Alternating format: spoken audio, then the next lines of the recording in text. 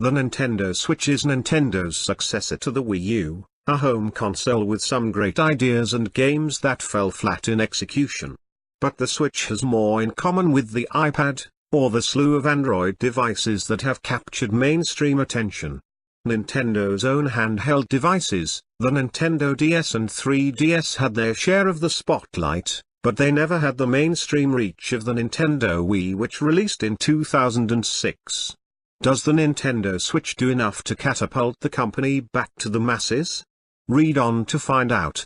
As you probably know by now, Nintendo Switch is a hybrid console.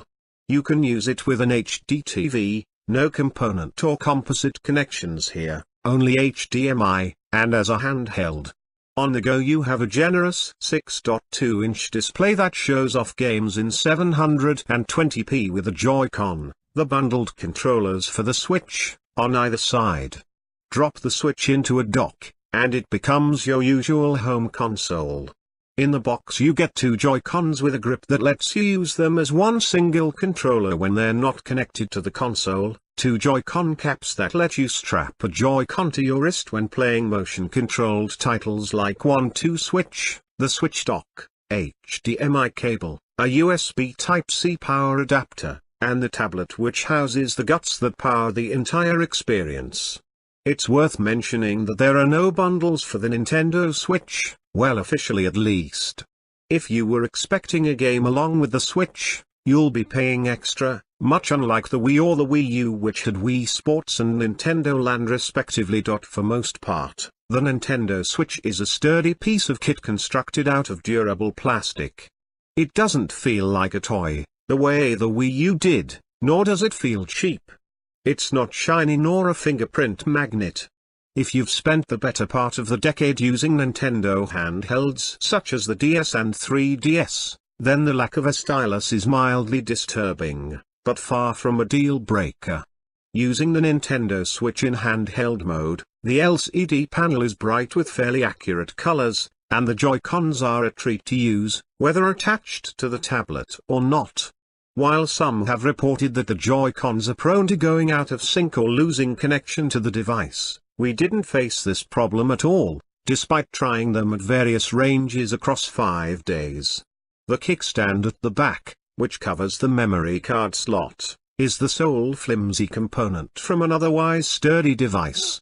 In terms of endurance, we saw around 3 hours of battery life while in tablet mode in The Legend of Zelda: Breath of the Wild, and almost doubled that in less graphically intensive games such as Puyo Puyo Tetris, which is actually pretty reasonable.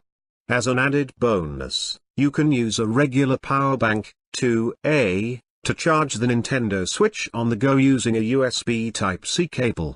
The only catch is that the Switch will only charge in sleep mode, gaining 3 to 4% in 10 minutes of charging. While the Switch is on, it doesn't charge at all. Using the Switch on a TV is straightforward. Regardless of the state the Switch is in, on, off, or in the middle of a game, all you need to do is put it in the provided dock. It doesn't provide any additional processing power, simply housing 3 USB ports, an HDMI port, and a USB Type-C port for its power. Much like the Switch and the Joy-Cons, the dock is thoughtfully designed, allowing you to hide HDMI and power cables from plain sight. Our only grouse is that it should have been lined with soft material to prevent any scratches on the screen of the tablet. Aesthetic concerns aside, the performance of the Nintendo Switch when docked is competent, and playing games in handheld as well as home console modes is almost the same. We got a slightly smoother frame rate in The Legend of Zelda: Breath of the Wild in a few segments, but otherwise they run nearly identically. Visually, you're restricted to 720p on the go, which is upscaled to 1080p when used with a TV. As for Zelda, it plays at 900p, something Nintendo confirmed prior to launch. That said, it looks great even on the bigger screen. The transition is flawless. So is the Nintendo Switch worth the price of admission? In markets like the US, Europe, and Japan, where the company has an official presence, most definitely. More so at the $300, around ours. 20,000, price point it occupies. In India, matters are a little more complicated. Thanks to Nintendo being a no-show here, you can spend anywhere between Rs. 35,000 and Rs. 40,000 depending where you buy it from locally. You're better served picking it up abroad through a relative or a friend if you're not traveling. Importing it is an option as well. Though with a host of launch day issues reported including dead pixels and Joy-Cons not working, granted we didn't encounter any of these issues, we'd recommend buying it in a manner where you can check it thoroughly before bringing it into the country. This caveat aside, the Nintendo Switch is proof that Nintendo knows what people want from a good handheld, and married that with its home console expertise. Moving from Zelda on the go to playing it on a big screen simply means you can get more gaming done, which is never a bad thing.